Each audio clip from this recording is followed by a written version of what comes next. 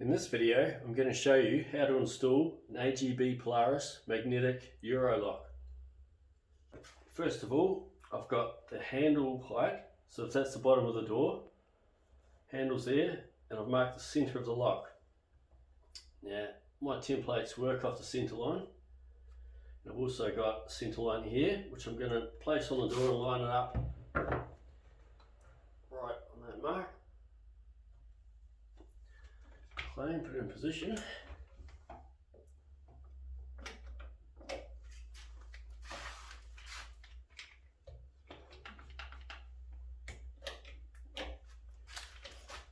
So now that that's in line, we just check the sides here to see if that's flush.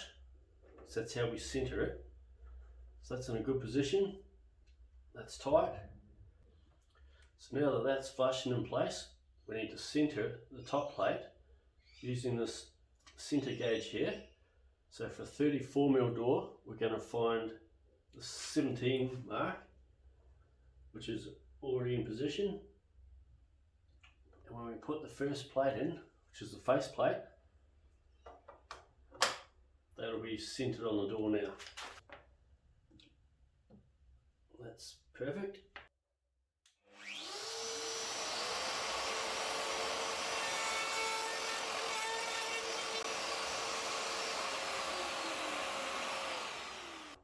Now it's harder to do the lock body, and it's a two-step process. And I'll explain with this router here, because I've got a long reach cutter. And to start that off in the jig, we need to make a clearing hole. You can either do that with a drill bit and then start this inside the hole, or you could just use the router that you've already got.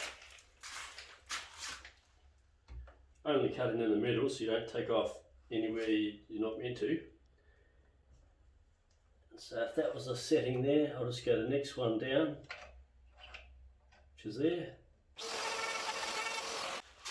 So with all the long reach cutters, they're 16mm wide, and so that means you have to use a 20mm copy ring.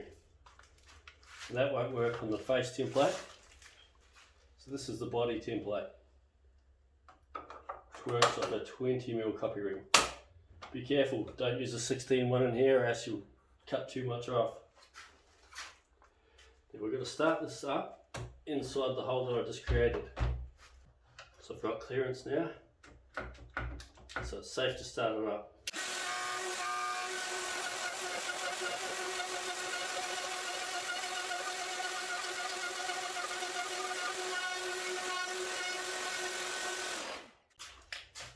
That's the body taken care of. If you just drilled that with a drill and then tried to chisel it all out and you got dust everywhere, it would take you a lot longer than that. So that's fairly quick. Sometimes you get a bit of fur on the ends. A sharp chisel takes care of that. See our first attempt.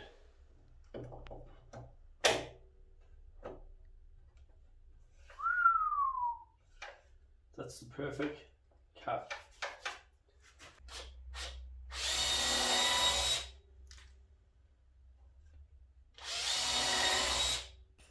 There's a trick to taking this out. We've got the hole here, which is slipping a little screwdriver. So now I'm going to prepare the door face for the spindle hole, that's the handle height, and the cylinder hole. Now one thing to remember, the first thing to do, because it affects the dust extraction, we extend that all the way to the back, which you've got to do anyway. And there's that piece there, which you can remove. That allows the vacuum to suck air through there while it's up against the door. Whereas when you put it on like this, it blocks it off. Put that on 0. Pays to have bigger clamps like this.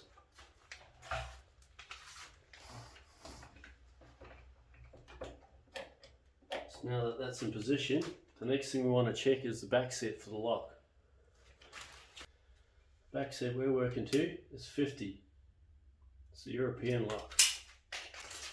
So that mark there and there, I'm going to set that to 50.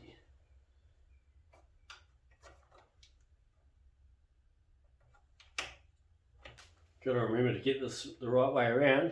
You don't want to put the cylinder where the handle's meant to be. So it goes that way.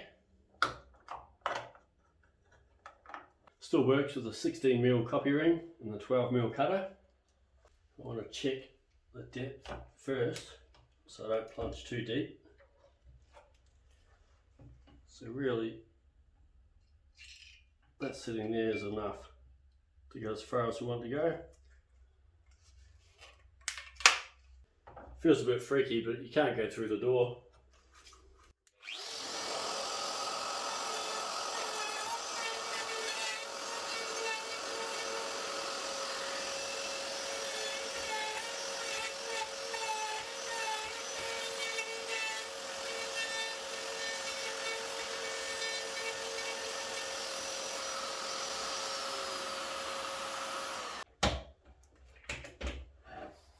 It's a matter of putting it on the door that way, but turning this around.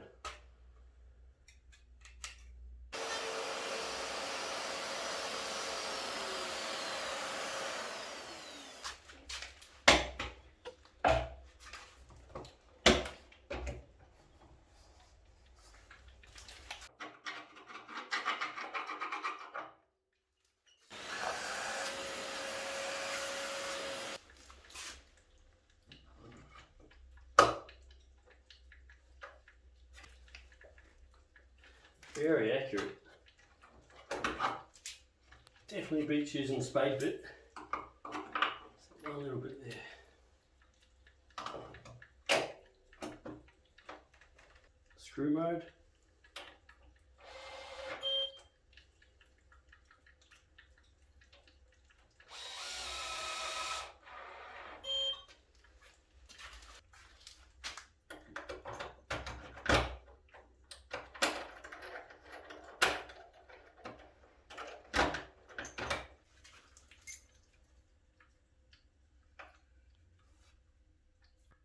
If you've got 10 doors all lined up, you do it very quickly.